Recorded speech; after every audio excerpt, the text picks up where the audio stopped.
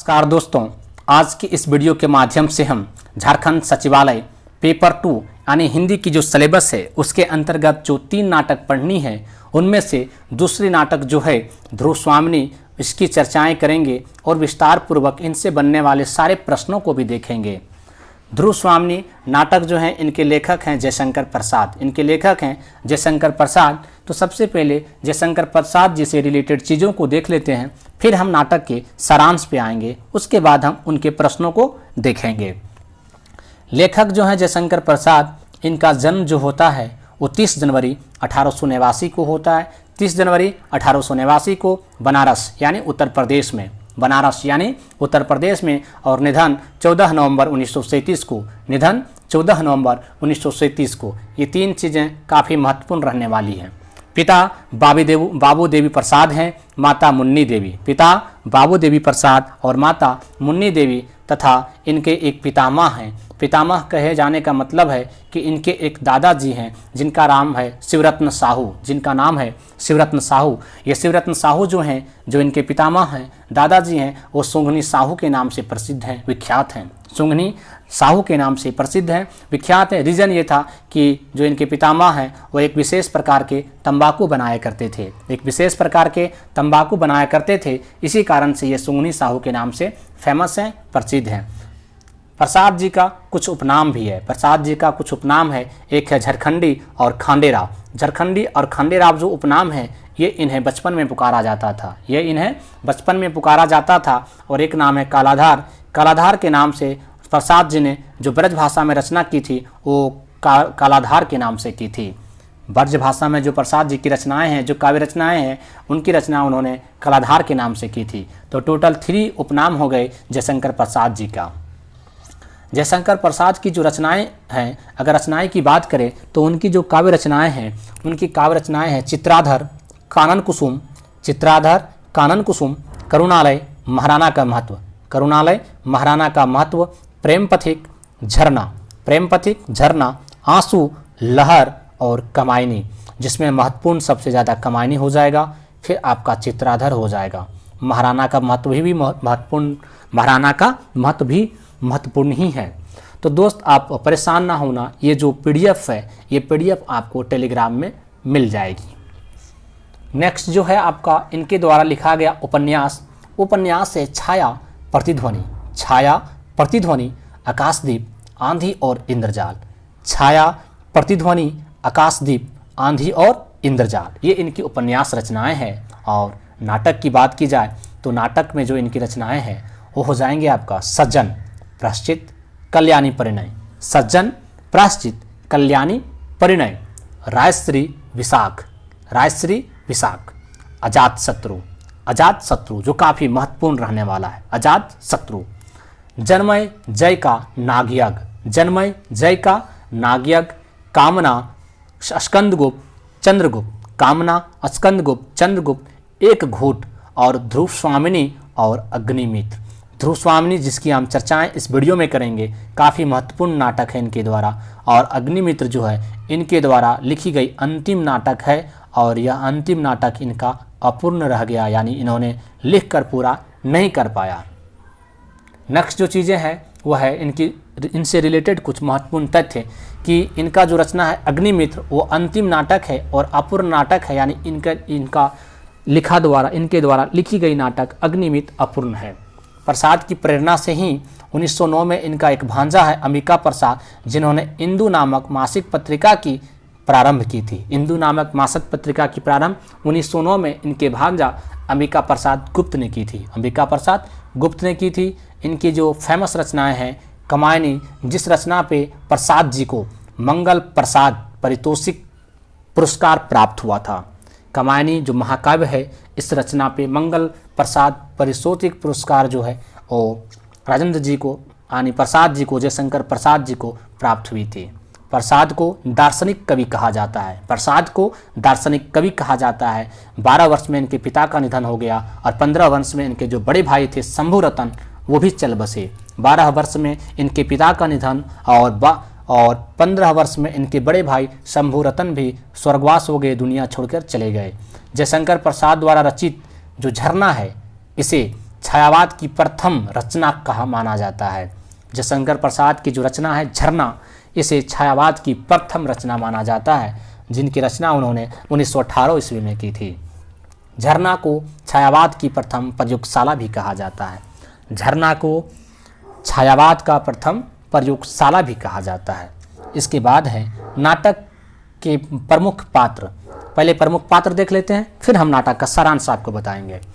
ध्रुव स्वामिनी जो है वो रामगुप्त की पत्नी है और महादेवी है। ध्रुव स्वामिनी जो है रामगुप्त की पत्नी है और महादेवी है। इस नाटक की प्रधान चरित्र है और इस नाटक में ध्रुव स्वामिनी की ही प्रभाव देखने को आपको मिलने वाली है। सकरात जो है वो एक महत्वाकांक्षी इंसान है, महत्वाकांक्षी इंसान है, कूटनीतिक है और क्रूर भी है। कूटनीतिक भी है और क्रूर भी है, जो रामगुप्त के राज्य को चारों ओर से घेर लेता है। जो रामगुप्त के राज्य को चारों ओर से घेर लेता है, यानी सकरात जो है वो रामगुप्त पे आक्रमण करता है। कोमा, एक कोमा है जो मिहिरदेव की पुत्री है मिहिरदेव की, बट ये प्रेमिका है सकराज की, ये प्रेमिका है सकराज की, यानी ये प्रेम करती है, यानी कोमा जो है प्रेम करती है सकराज से, पुत्री है मिहिरदेव की, पुत्री है मिहिरदेव की। नेक्स्ट जो करेक्टर है वो चंद्रगुप्त है। नेक्स्ट करेक्टर जो है चंद्रगुप्त है, वो समुद्रगुप्त का छोटा पुत्र है। समुद्रगुप्त का छोटा पुत्र और रामगुप्त का छोटा भाई यानी भाई है। रामगुप्त का छोटा भाई यानी भाई है चंद्रगुप्त। ये पराक्रम है, साहसी भी है और समाज और गौरव की रक्षा करने के लिए हमेशा तत्पर रहता है। अपने मान सम्मान को कभी नीचे होने देना नहीं चाहता है चंद्रगुप्त। और इसमें जो है रामगुप्त समुद्रगुप्त का बड़ा पुत्र है। रामगुप्त जो है समुद्रगुप्त का बड़ा पुत्र है और प्रमुख पुरुष पात्र भी है। विलासी प्रवृत्ति का है, यानी मौज मस्ती में अपना दिन बिताता है। उसे किसी के गौरव मान सम्मान से कोई लेना देना नहीं। शिखर स्वामी जो है वो रामगुप्त का विश्वास पात्र है, छल है, कपट से परिपूर्ण व्यक्ति है। शिखर स्वामी है, रामगुप्त का विश्वास पात्री है और छल कपट इनके अंदर कूट कूट के भरा हुआ है। नेक्स्ट कैरेक्टर है मिहिरदेव। नेक्स्ट जो कैरेक्टर है मिहिरदेव, वो जो है वो सकराज के आचार्य भी हैं और कोमा के पिता भी हैं। और ये कोमा जो है वो प्रेम करती है सकराज से। एक कैरेक्टर है मंदाकिनी, जो चंद्रगुप्त और रामगुप्त की बहन है, यानी ये दोनों भाई है तो इनकी बहन कौन है मंदाकिनी, जो नारी की पीड़ा को, नारी की व्यथा को समझने का काम करती है, यानी समझती है। कौन? मंदाकिनी। ये कुछ प्रमुख कैरेक्टर थे इस नाटक से। अब जो नाटक है, इनकी जो कहानी है, जो सारांश है, उसे देखेंगे हम। नाटक में जो चर्चाएं हैं विस्तार पूर्वक, वो एक है ध्रुव स्वामिनी का। किनकी चर्चाएं? ध्रुव स्वामिनी का, जिनके ही इर्द गिर्द ये नाटक घूमती है। ये जो ध्रुव स्वामिनी जो लड़की है, इनका विवाह चंद्रगुप्त से सेट होता है। चंद्रगुप्त से, यानी समुद्रगुप्त का छोटा बेटा चंद्रगुप्त से सेट होता है और बड़ा बेटा है रामगुप्त। लेकिन ये विवाह तब सेट हुआ होता है जब समुद्रगुप्त जीवित है। बट जैसे ही समुद्रगुप्त मरता है तो छल कपट से रामगुप्त ने ध्रुव स्वामिनी से विवाह भी कर लिया और राजा भी बन गया, यानी राजा भी रामगुप्त बन गया और विवाह भी ध्रुव स्वामिनी से रामगुप्त ने कर लिया। लेकिन होना क्या था? होना जो था वो समुद्रगुप्त की जो घोषणा थी कि राजा बनेगा चंद्रगुप्त और ध्रुव स्वामिनी का विवाह भी होगा चंद्रगुप्त से। लेकिन रामगुप्त छल कपट से राजा बन जाता है। ये रामगुप्त जो है अयोग्य शासक है। शासक की गुणवत्ता जो होनी चाहिए एक शासक के पास, वो रामगुप्त के पास नहीं थी। इसीलिए चंद्रगुप्त को राजा बनाने की घोषणा समुद्रगुप्त ने किया था। लेकिन यहाँ उल्टा हो गया है। पर जो आपकी ध्रुव स्वामिनी है, वो प्यार जो करती है वो चंद्रगुप्त से ही करती है। इसलिए रामगुप्त ने एक दासी जिसका नाम है खड्गधारिणी को चुपके से ध्रुव स्वामिनी क्या करती है, नहीं करती है, किन से बातें करती है, इस चीज़ को देखने के लिए लगा देता है खड्गधारिणी को रामगुप्त। ये नाटक चल रही है। अब नाटक की जो पहली अंक है, यहाँ की शुरुआत करते हैं। पहली अंक में ध्रुव स्वामिनी अपनी मन की पीड़ा, मन की व्यथा बता रही होती है। तभी सकराज का संदेश आता है कि सकराज जो हैं आपके राज्य को चारों ओर से घेर लिए हैं, वो आप पे आक्रमण करने वाले हैं। रामगुप्त कहते हैं कि मैं आक्रमण नहीं, मैं लड़ाई नहीं, मैं संधि करना चाहता हूँ। सकराज कहता है ठीक है कोई बात नहीं, संधि ही कर लो, पर संधि के रूप में तुम्हें ध्रुव स्वामिनी मुझे देनी होगी और आपके राज्य की जो लड़कियां हैं ये वो आपको मेरे राज्य के जो सैनिक हैं उन्हें देनी पड़ेगी। रामगुप्त इस बात को मान लेता है, वो देने को तैयार भी हो जाता है। और इसी बीच जब ध्रुव स्वामिनी को इस बात की जानकारी होती है तो जब ध्रुव स्वामिनी को इसकी जानकारी मिल जाती है तो जो ध्रुव स्वामिनी होती है वो क्या करती है, अपने चाकू से अपने आप को मारना चाहती है, यानी आत्महत्या करना चाहती है। पर इसी बीच में चंद्रगुप्त ध्रुव स्वामिनी को बचा लेता है और कहता है कि ध्रुव स्वामिनी, तेरे मान सम्मान तेरे गौरव के लिए मैं जाऊंगा सकराज के पास, तुम्हारा रूप धारण करके। यानी चंद्रगुप्त ध्रुव स्वामिनी लड़की बनकर सकराज से मुकाबला करने को तैयार होता है कि मैं जाऊंगा और तुम्हारे मान सम्मान की रक्षा करूंगा। पर ध्रुव स्वामिनी कहती है नहीं, आपके साथ मैं भी चलूंगी। तो होता क्या है कि ध्रुव स्वामिनी का रूप चंद्रगुप्त ले लेता है, यानी लड़की बन जाता है। और जो ध्रुव स्वामिनी होती है वो उसी राज्य की कोई दासी का रूप ले लेता है और ये दोनों सकराज के महल में जाने को तैयार हो जाता है, यानी सकराज से लड़ने को जाने को तैयार हो जाता है।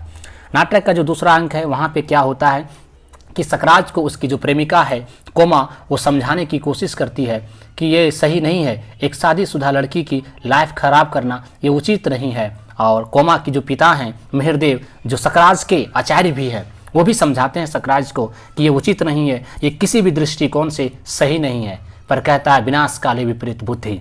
सकराज को इनकी बातों से कोई फर्क नहीं पड़ता है, सकराज नहीं मानता है, वो तैयार होता है कि नहीं, मैंने जो चीज़ें कही है वही सत्य है, वही होगा। तब कोमा और मिहिरदेव दोनों वहाँ से चले आते हैं सकराज के पास से कि ठीक है तुम्हारा जो निर्णय है करो, मैं क्या कर सकता हूँ।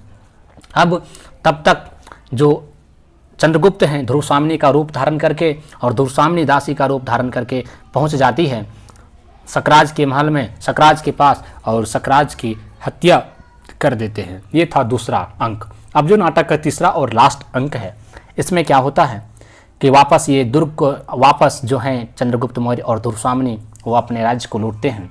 यहाँ पे ध्रुव स्वामिनी को राजा बनाया जाता है, मतलब रानी बनाया जाता है, पर ध्रुव स्वामिनी रानी बनने से इनकार कर देती है। कहती है कि ये किसी भी दृष्टिकोण से ये सत्य नहीं है कि मैं रामगुप्त की पत्नी हूँ, जिन्होंने अपनी पत्नी को किसी और के हाथों दे दिया, अब वो मेरे पति कहलाने के लायक नहीं है, इसलिए रानी बनने से, महारानी बनने से मना कर देती है। और पुरोहितों से, पंडितों से पूछती है बताइए ये क्या सही है। पुरोहित कहता है नहीं, रामगुप्त का अब कोई अधिकार तुम्हारे प्रति नहीं रहा।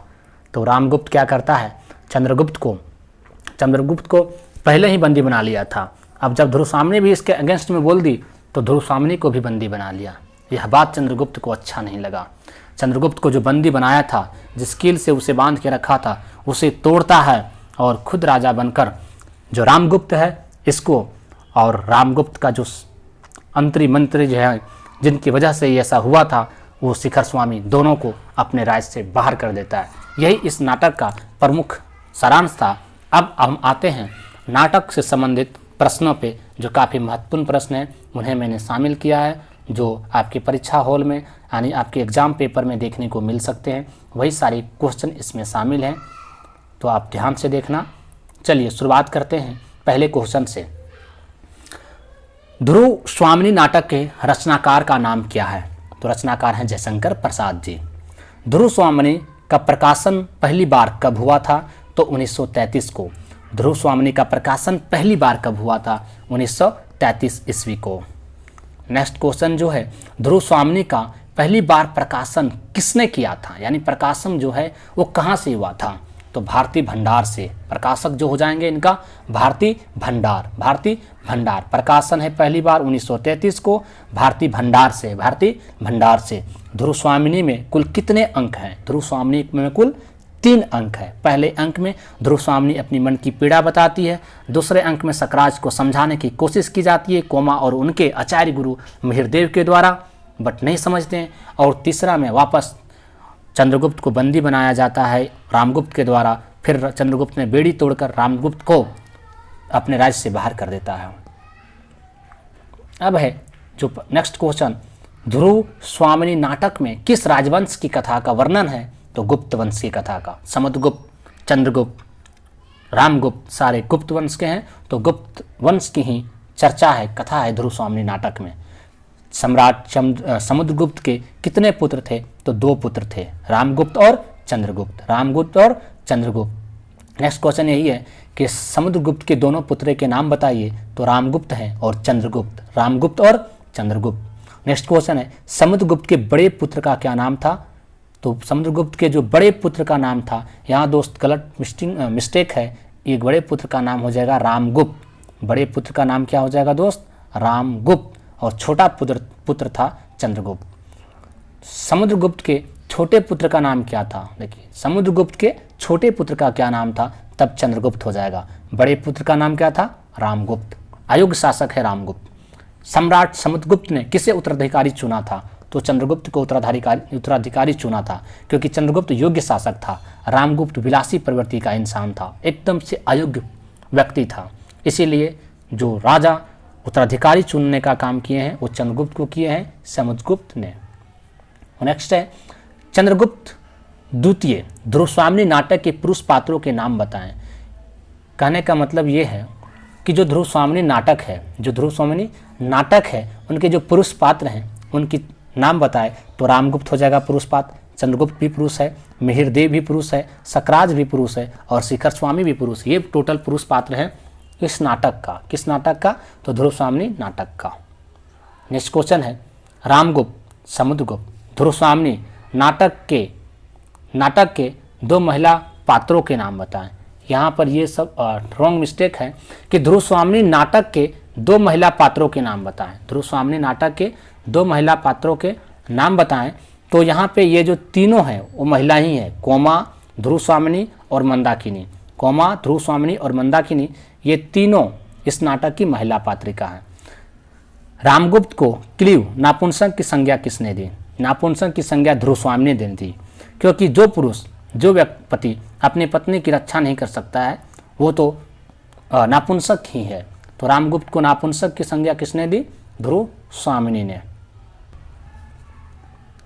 नेक्स्ट जो क्वेश्चन है, सच है वीरता जब भागती है, सच है वीरता जब भागती है, जब उसके पैरों से राजनीतिक छलकंद की धूल उड़ती है। कथन किस चरित्र का है? तो मंदाकिनी कहती है, जो रामगुप्त चंद्रगुप्त की बहन है वो कहती है कि ये बातें सच है कि वीरता जब भागती है जब उसके पैरों से राजनीतिक छलकंद की धूल उड़ती है। कथन किसका हो जाएगा? तो मंदाकिनी का कथन हो जाएगा, मंदाकिनी का। नेक्स्ट है चंद्रगुप्त और ध्रुवस्वामिनी के विद्रोही रुख के कारण किसे सफलता नहीं मिलती है? तो चंद्रगुप्त और ध्रुवस्वामिनी का जो विद्रोही रुख था जिसकी वजह से सकराज को सफलता नहीं मिलती है, वो अपने मकसद में कामयाब नहीं हो पाता है, क्योंकि इसकी हत्या कर दी जाती है चंद्रगुप्त के द्वारा। ध्रुवस्वामिनी में यह कथन किसका है कि पुरुषों ने स्थितियों को अध्यास, पशु, संपत्ति समझकर इन पर अत्याचार करने का बना लिया है, वह मेरे साथ नहीं चल सकता। ध्रुवस्वामिनी कहती है कि पुरुषों ने अपनी पशु समान संपत्ति समझकर अत्याचार करने का मन बना लिया है, ये अब मेरे साथ नहीं चलने वाला है। ये ध्रुवस्वामिनी का कथन है कि मेरे साथ नहीं चलने वाला है, ये ध्रुवस्वामिनी का कथन है। सकराज जो है वो रामगुप्त से संधि के रूप में क्या उपहार मांगता है? तो ध्रुवस्वामिनी को।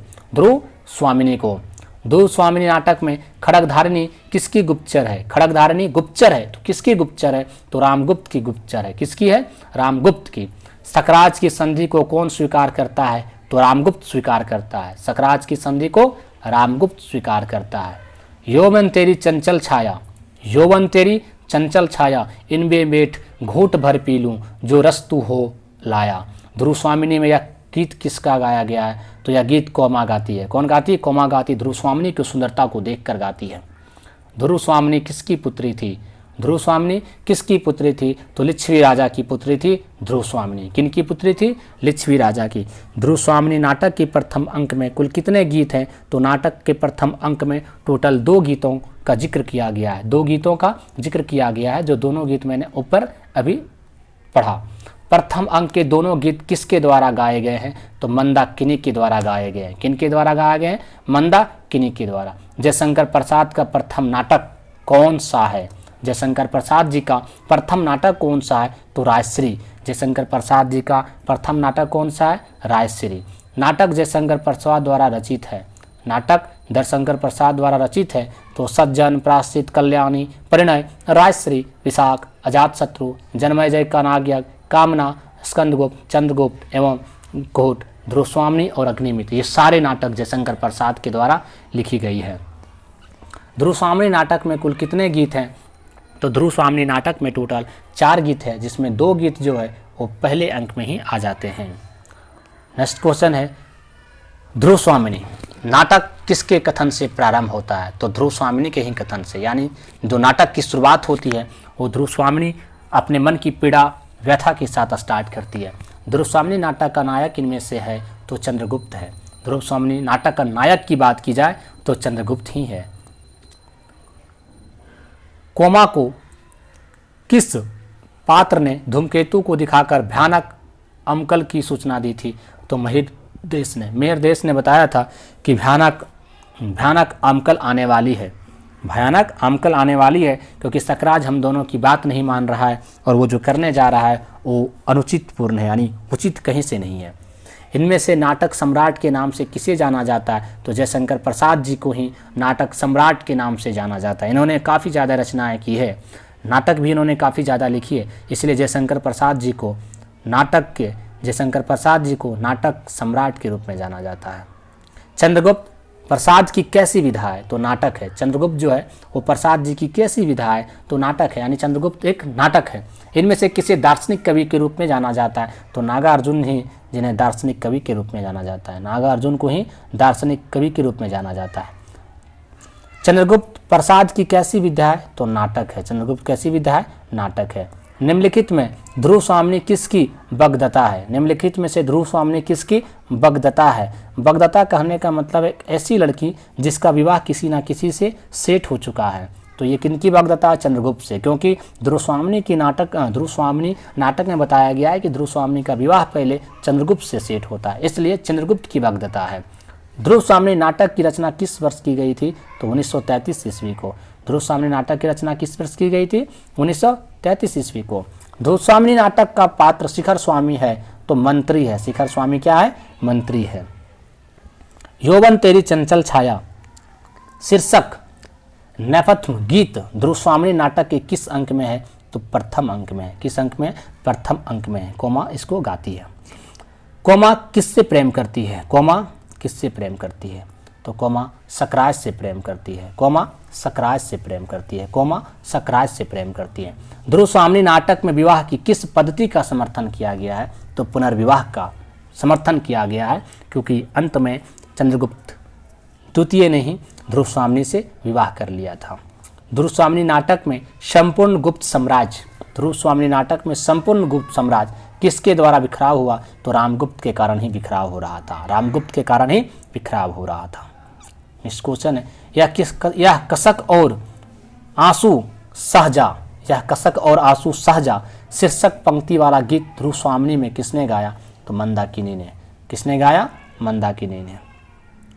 रामगुप्त का दुर्ग किसके सैनिकों ने घेर लिया? तो सकराज के सैनिकों ने। सकराज के सैनिकों ने। ये जो गीत गाते हैं ना मंदाकिनी, वो तब गाती है जब ध्रुवस्वामिनी अपनी मन की पीड़ा मंदाकिनी को बताती है, तो उसी क्रम में कहती है कि कसक और आंसू सहजा, क्योंकि मंदाकिनी एक अच्छी लड़की है, वो नारी की व्यथा को समझती है, इसलिए वो ध्रुवस्वामिनी को समझाने का कोशिश भी करती है। नेक्स्ट है, ब्राह्मण केवल धर्म से भयभीत है।